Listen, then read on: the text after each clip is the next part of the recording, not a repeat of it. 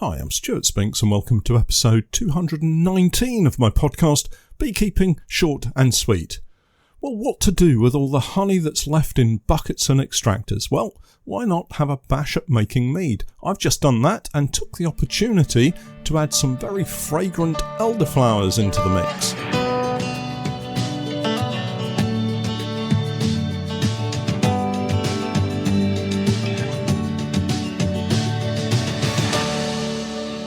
Beekeeping Short and Sweet, a beekeeping podcast for the inquisitive beekeeper with a short attention span.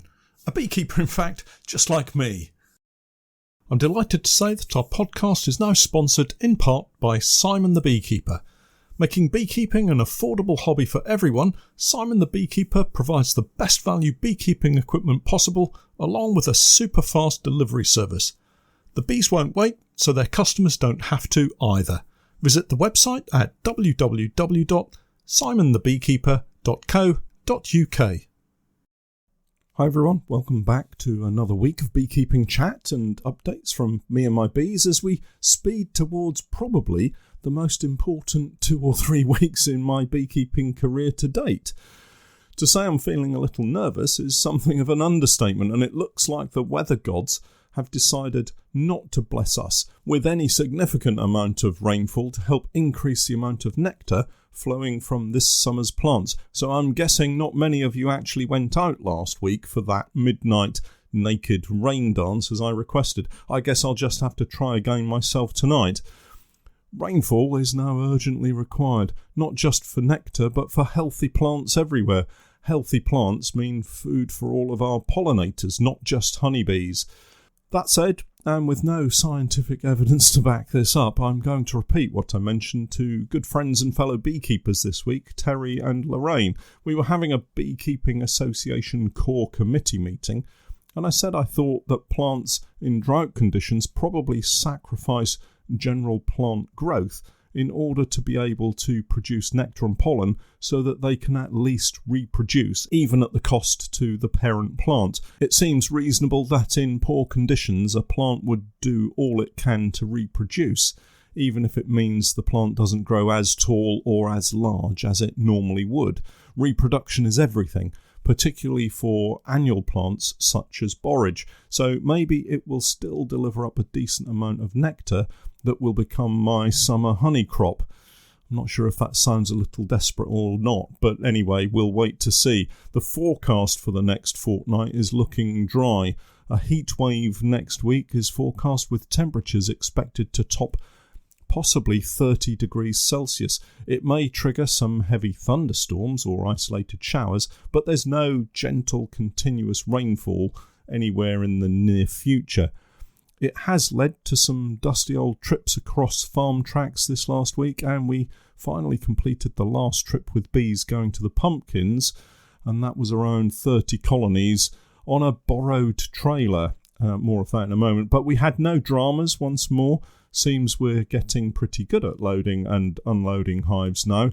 I may have mentioned this before, but I bought some 50mm wide 5-ton straps to use instead of the narrow straps we've always used previously.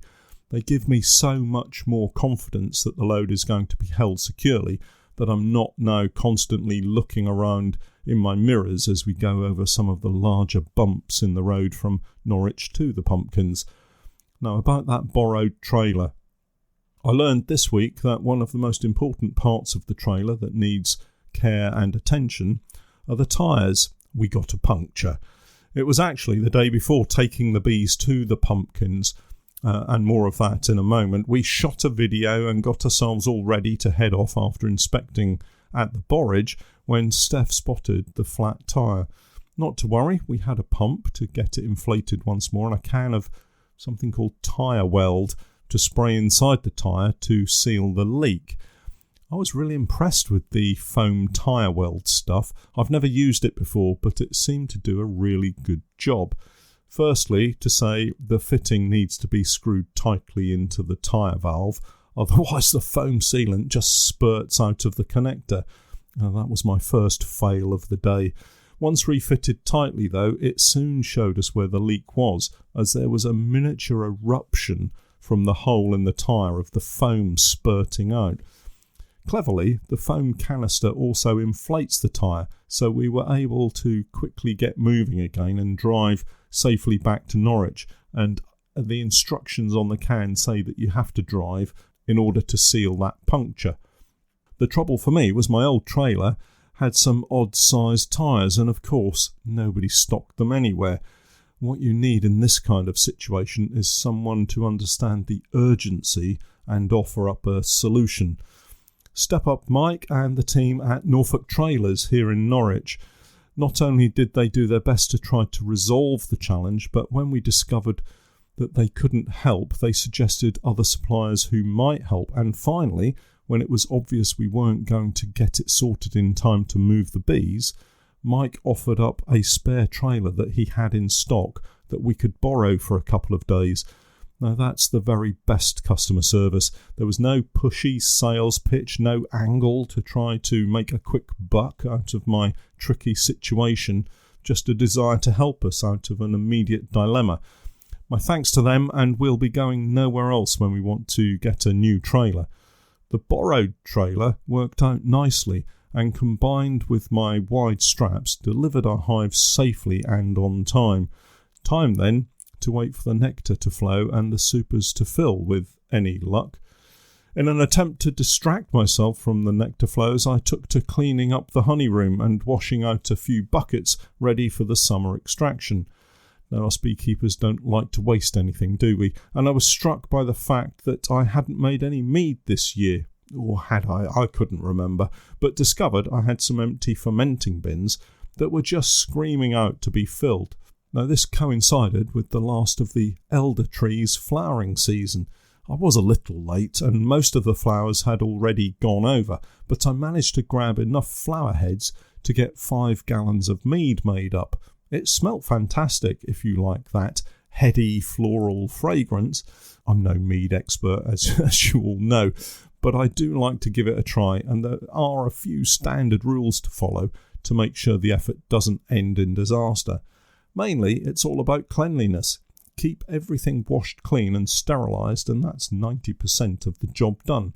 My Mead Bible is written by Harry Riches. I think I've mentioned it before, and I'll add a link to the podcast notes for you. This batch of mead has used the early season oilseed rape honey washings, to which I added several more kilos of honey. It always takes more honey than you think, so if you do make some mead, stick to 1 gallon and you won't have to use too much of your precious harvest. It now has to sit and do its thing. I used Mangrove Jack's mead yeast M05. It's worked well previously for us and it won't break the bank. So again, I'll stick a link in the podcast notes for you. Thinking now about the summer flow, we spent some time this past week checking supers to see if any were being worked by the stronger colonies. I've changed my inspection routine dramatically. Gone is the rigid weekly inspection routine, checking each frame of brood, replaced instead with a fortnightly check, and in some trial colonies, no checks at all. The reason for this is that they have new queens. They're splits from the larger colonies set up during May and checked for a few weeks to see that the new queen is laying okay and the colony has settled down into a growing colony ready for the summer flow. The hope and expectation is that with a new queen there will be much less of a desire or drive to swarm. More room for a growing colony, again reducing the need or desire to swarm, and with the days growing shorter, thoughts of the beekeeper and hopefully the bees is that of preparation for the autumn and winter ahead, not a last-ditch effort to reproduce. That's the bees, not the beekeeper, of course. Anyway, the supers were mostly empty. A few bees milling around in some, but for the most part, not many bees at all. That is apart from the very busiest of colonies. These had bees working hard in the supers, and I anticipate the other colonies getting started really soon. They need to. Lucky we have so many drawn supers, so that the bees are not starting from scratch this year. My thoughts are now turning towards next year. Planning is everything in beekeeping, especially if, like me, you're looking to grow and develop your business. It seems a long way off, I know, but yet just in a few weeks' time, we'll be done with this season's honey crop and thinking about treatments and feeding for the winter. My plans are developing and changing all the time. The decision to move completely to Langstroth hives is a good one, I think. It's probably long overdue, to be honest, and it will allow me to stop messing around with having the wrong size kit for the job in hand. In order to do this, I'm selling the national and commercial hives complete with bees, so that's going to reduce the number of colonies we'll have heading into the winter.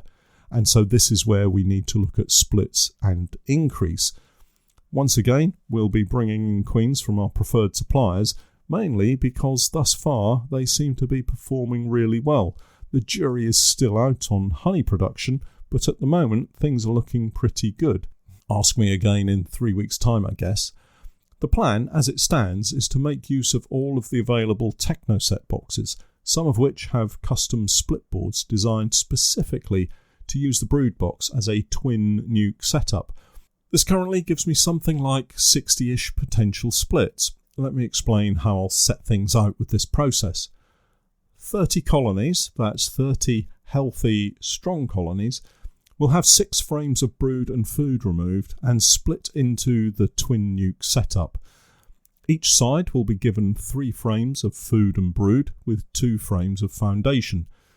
These will be left to become hopelessly queenless before having a new queen introduced. The remaining 4 frames with the original queen will be set up in a 5-frame nuke themselves, getting an additional frame of foundation. These nukes will then get treatments, a good feed, and with luck should be set up ready to go through the winter. I'm also looking at setting up several commercial colonies to be given the shook swarm treatment into both 14 by 12 and Langstroth boxes. 14 by 12 boxes to be able to provide some nukes for one of our regular customers, and Langstroth to continue to clear away anything that isn't Langstroth.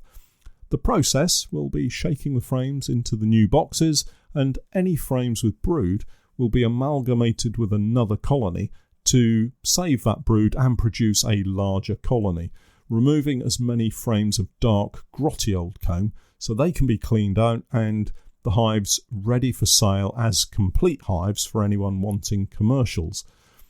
If it weren't for the honey pour hives, I would definitely stick with the commercial hives. I like that they're able to give such a large brood area, enough for most colonies, and don't disappear into the hive as deep as the 14 by 12s. As with most things in beekeeping, it's a really personal choice, but it's a hive that I like. Finally, as I mentioned earlier, it's looking like this coming week is going to be very warm indeed. Heatwave conditions for us Brits. A couple of things to say here. Don't be alarmed if you see bees sitting on the outside of the hive in a large clump, almost looking like they're going to swarm. It's called bearding, and the bees will do this in order to reduce the congestion within the hive and allow air to circulate through the hive to keep the temperature under control. They'll soon head back in once the temperature starts to fall back again. More concerning is beekeepers getting caught out in the midday sun and getting heat stroke, especially if you have to drive to your apiary. I've inspected hives early in the morning and late into the evening, avoiding the intense heat of the middle part of the day. It won't worry the bees, and you'll keep yourself protected. The other thing to remember is to keep well hydrated. Take plenty of water to drink. It's amazing how quickly you dehydrate when you're shut up in a tight bee suit. Take plenty and drink plenty. If you start to feel a little lightheaded or faint, stop beekeeping, get into the shade and cool down using your water on a towel wrapped around your neck. The bees will wait, and your health is far more important. I'm sure you're all far more sensible than me, and I'm worrying over nothing, but do stay safe, people. Well, that's it for this week. Coaching plus Zoom meeting tonight at 7 o'clock.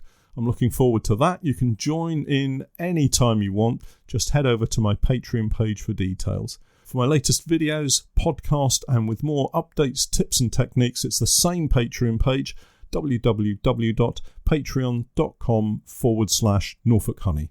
And remember, I'm Stewart Spinks, and that was Beekeeping Short and Sweet.